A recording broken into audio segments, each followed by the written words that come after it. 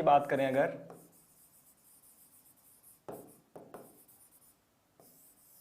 तो ये स्टार्ट होता है सबसे पहले डायाफ्राम से। Diaphragm diaphragm dome shape structure होता है। डोम शेप स्ट्रक्चर ऐसा होता है, ये प्रेजेंट होता है आपके थोरैसिक कैविटी में। थोरैसिक कैविटी में सबसे नीचे के साइड प्रेजेंट होता है ये। तो यहाँ पे ये डोम शेप स्ट्रक्चर प्रेजेंट होता है। नॉर्मली इसका शेप होता है डोम शेप, लेकिन जब आपको सांस देनी है, इनहेलेशन करना है, तो ये कॉन्ट्रैक्ट करता है। कॉन्ट्रैक्ट इस टाइप से करता है, कॉन्ट्रैक्ट होके ऐसा शेप आ जाता है, और जो अपने साथ इसके साथ एसोसिएटेड मसल्स होती हैं, रिब्स केज होती है, उसको ऐसे करके खींचता है। उसके खींचने से क्या होता है कि ये जो रिब्स होती हैं, जो नॉर्मली ऐसे सुपाइन पोजीशन में ऐसे होती हैं, वो बाहर की तरफ और ऊपर की तरफ आ जाती हैं। Means ribs moves upward and outwards. ठीक, तो डायाफ्राम की वजह से ये होता है। और दूसरी चीज होती है external intercostal muscles. External intercostal का भी सेम पर्पस है, लेकिन जैसे डायाफ्राम का रोल होता है एंटीरियर पोस्टीरियर डायरेक्शन में होता है, और जो आपका मसल्स होता है एक्सटर्नल इंटरकोस्टल मसल्स, इसका डॉर्सो वेंट्रल पोजीशन पे होता है असर। कैसे होता है कि रिब्स बाहर आती हैं किसकी वजह से? एक तो आपका डायाफ्राम की वजह से, दूसरा एक्सटर्नल इंटरकोस्टल मसल्स होती हैं ऐसे ही यहाँ पर रिब्स के साथ अटैच होती हैं, वो ये कॉन्ट्रैक्ट करती हैं और रिब्स को आउटवर्ड पुश करती हैं। कैसे होता है ये सब कुछ? केवल इन दोनों की वजह से ही होता है, और इससे ज़्यादा कोई खास इंपॉर्टेंट मसल्स इन्वॉल्व नहीं है। ये मसल्स होते हैं, और भी मसल्स होते हैं, स्कैलेनीज मसल एंड पेक्टोरियलिस माइनर, कुछ एब्डोमिनल मसल्स भी होते हैं, लेकिन वो फोर्स्ड रेस्पिरेशन में काम आते हैं, फोर्स्ड एक्सपायरेशन, फोर्स्ड इंस्पिरेशन में हेल्प करते हैं। नॉर्मल रेस्पिरेशन में उनका कोई खास रोल नहीं है। तो अभी हम सिर्फ इन दोनों की बात करेंगे। तो सबसे पहले क्या होता है, डायाफ्राम। डायाफ्राम जो कि होता है नॉर्मली डोम शेप का, वो कॉन्ट्रैक्ट करता है, कॉन्ट्रैक्ट करता है और फ्लैट हो जाता है, इस टाइप से हो जाता है डायाफ्राम। दूसरी चीज होती है external intercostal muscles. Intercostal muscles ये भी करते हैं कॉन्ट्रैक्ट, ये करते हैं कॉन्ट्रैक्ट, और इसकी वजह से क्या होता है, रिब्स एंड, यहां पे एक स्ट्रक्चर प्रेजेंट होता है बोनी स्ट्रक्चर, जिसको बोलते हैं sternum. Ribs and sternum moves. सबसे इंपॉर्टेंट चीज ये है कि किधर मूव करता है ये, तो अपवर्ड एंड आउटवर्ड, मतलब कि ऊपर की तरफ और बाहर की तरफ। ये मूव करने से क्या होता है, जो प्रेशर ग्रेडियंट होता है वो डेवलप होता है। प्रेशर ग्रेडियंट कैसा? मतलब कि नॉर्मल एयर को किधर से किधर जाना है, उसके लिए कोई प्रेशर ग्रेडियंट चाहिए होता है। यूजुअली क्या होता है, हायर कॉन्सेंट्रेशन से लोअर कॉन्सेंट्रेशन की तरफ एयर जाती है। ये तो सबने पढ़ा होगा फिजिक्स में, केमिस्ट्री में, हर जगह पे ये सबको पता होता है। तो कॉन्सेंट्रेशन जब तक डेवलप नहीं होगा, ग्रेडियंट जब तक डेवलप नहीं होगा, तो सांस अंदर आएगी ही क्यों? उसके लिए कुछ चाहिए होगा। तो वो ग्रेडियंट ये सब डेवलप करा रहा है, सारा प्रोसेस डायाफ्राम की हेल्प से, इंटरकोस्टल मसल्स की हेल्प से। जब चेस्ट कैविटी का साइज इंक्रीज हो जाएगा, तो इंटरपल्मोनरी प्रेशर, मतलब लंग्स के अंदर का प्रेशर कम हो जाएगा। वॉल्यूम बढ़ जाएगी तो प्रेशर अंदर कम हो जाएगा। प्रेशर के कम होने से जो बाहर की एटमॉस्फेरिक एयर है, वो नेसल कैविटी के थ्रू नेसल चैम्बर से अंदर आ जाएगी लंग्स में। उसके बाद फिर एल्वेओलाइज में जाती है, एक्सचेंज होता है, टिश्यूज में जाती है। वो हमारे कंसर्न में नहीं है अभी, हमको अभी सिर्फ इनहेलेशन और एक्सहेलेशन को देखना है।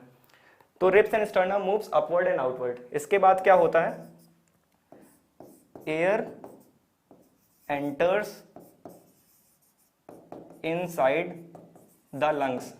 क्यों एंटर करती है अंदर? क्योंकि प्रेशर ग्रेडियंट डेवलप हो चुका होता है, ड्यू टू प्रेशर ग्रेडियंट। तो यूजुअली रेस्पिरेशन इनवॉलेंट्री है, कंट्रोल नहीं कर सकते आप इसको। सॉरी, ब्रीदिंग इनवॉलेंट्री है, कंट्रोल नहीं कर सकते आप। उसकी डेप्थ को कंट्रोल कर सकते हो कि सांस ज़्यादा देर तक ले ली, ज़्यादा लंबी ले ली, रोक के रख ली। पर कभी आपने ऐसा नहीं सुना होगा कि किसी ने सांस रोक ली और सुसाइड कर लिया, सांस रोक के मर गया। ऐसा पॉसिबल नहीं है, ऐसा कभी नहीं हो सकता। क्यों नहीं हो सकता? क्योंकि उसके लिए डिफरेंट सेंटर्स है, मेडुला ऑब्लोंगेटा है, स्ट्रेच रिसेप्टर्स होते हैं एल्वेओलाई में, और भी चीज़ें होती हैं सारी, वो सब भी आप पढ़ेंगे आगे चल के। उसकी वजह से क्या होता है, वो अपने आप न्यूरल कंट्रोल में होता है, उसमें हमें कुछ कर नहीं सकते हैं। ज़्यादा से ज़्यादा डीप कर सकते हैं, सांस को रोक सकते हैं, उसकी कैपेसिटी इंक्रीज कर सकते हैं, ये हमारे हाथ में है। पर रोक के बैठ जाएं और मर जाएं, ऐसा पॉसिबल नहीं है, तो कोई ट्राई मत करना ऐसे। तो ये है इनहेलेशन। अब हम बात करते हैं एक्सहेलेशन की। एकदम ऐसा ही प्रोसेस होता है एक्सहेलेशन भी, जो भी हमने इनहेलेशन में पढ़ा है जस्ट इसका उल्टा हमको पढ़ना है एक्सहेलेशन में। तो एक्सहेलेशन में क्या होता है, एक्सहेलेशन में जो डायाफ्राम होता है आपका कॉन्ट्रैक्टेड होता है, तो ऐसे फ्लैट हो गया था, वो फिर से रीगेन करता है अपना शेप, मतलब कि डोम शेप बन जाता है। मतलब डायाफ्राम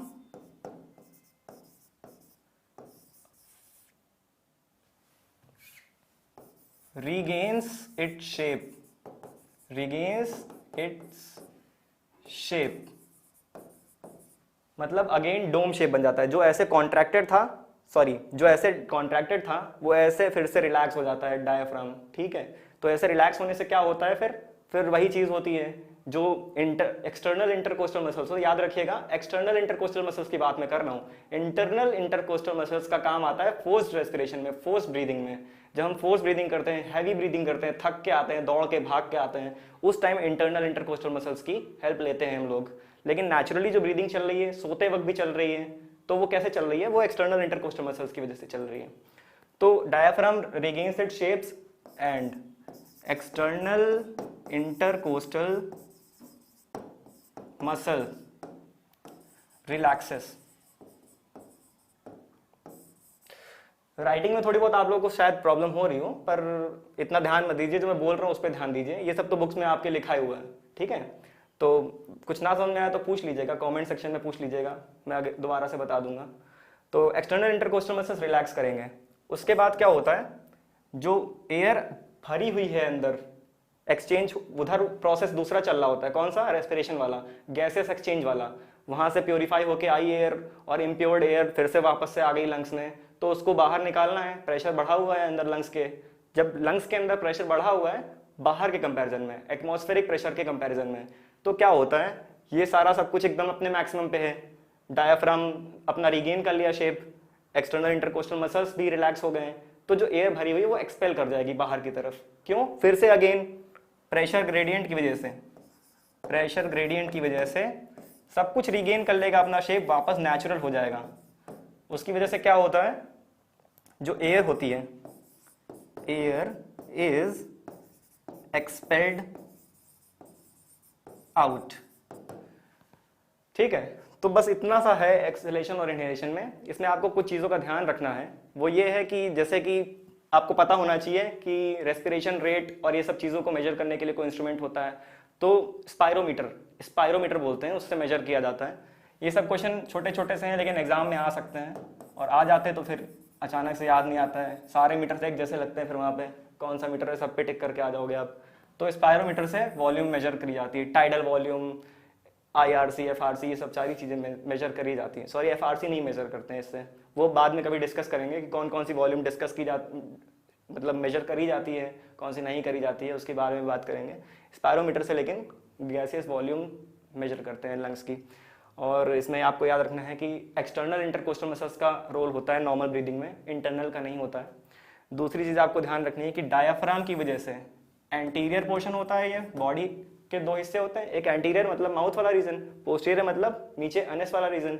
तो एंटीरियो पोस्टीरियर एक्सिस पे डायाफ्राम की वजह से जो वो होता है स्पेस, वो बढ़ता है, ऐसे बढ़ता है। और जो यहाँ पे इंटरकोस्टल मसल्स होते हैं, इनकी वजह से डॉर्सोवेंट्रल, ये डॉर्सल होता है, ये वेंट्रल। अच्छा, डॉर्सल वेंट्रल में आप लोगों को कन्फ्यूजन होता होगा, तो मैं एक चीज़ दिखाता हूँ आपको, थोड़ा फनी लगेगा बट इजी रहेगा आपके लिए। जैसे मान लीजिए ये कोई बॉडी है, ठीक, तो इसमें डॉर्सल वेंट्रल हमेशा कंफ्यूज रहते हैं, कैसे क्या डॉर्सल, कैसे वेंट्रल क्या होता है। तो याद रखिएगा ये कि डॉर्सल, ये जो हिप्स वाला रीजन होता है डी शेप होता है, अप्रॉक्सीमेटली डी शेप होता है, दिस रीजन यहाँ पे डी शेप होता है, तो डी से डॉर्सल याद रखिए। जो पीछे वाला पोर्शन है आपका वो डॉर्सल हो जाएगा, और जस्ट इसका ऑपोजिट वेंट्रल हो जाएगा, आगे वाला पोर्शन। तो अभी यहाँ पे वेंट्रल और डॉर्सल बोलिए, डॉर्सो वेंट्रल बोलिए, कोई खास फर्क नहीं पड़ता, क्योंकि दोनों ही एक्सेस पे वॉल्यूम बढ़ रही है। लेकिन डॉर्सो वेंट्रल बुक में लिखा होता है, एनसीईआरटी में आपके लिखा होगा, तो ये याद रखिएगा कि मसल्स की वजह से जो स्पेस बढ़ता है वो डॉर्सो वेंट्रल एक्सेस पे बढ़ता है, और जो आपका डायफ्राम की वजह से बढ़ता है वो एंटेरो पोस्टीरियर एक्सेस पे बढ़ता है। तो ये इंपॉर्टेंट चीज हो गई, स्पायरोमीटर इंपॉर्टेंट हो गया। स्टेप्स याद रखिएगा, सबसे पहले डायफ्राम से स्टार्ट होता है, फिर एक्सटर्नल इंटरकोस्टल मसल्स कॉन्ट्रैक्ट करते हैं, फिर उसके बाद आपका जो प्रेशर ग्रेडियंट होता है उसकी वजह से अंदर एयर आती है, फिर इसका रिवर्स होता है एक्सेलेशन में और सारी एयर वापस चली जाती है। मीनवाइल वहाँ पे अपनी दूसरी चीज़ चल रही होती है, that is exchange of gases. तो इतना ही हमारे लिए ज़रूरी है जानना, बाकी और कोई डाउट्स होगा तो डिस्कस करेंगे नेक्स्ट क्लास में। Thank you.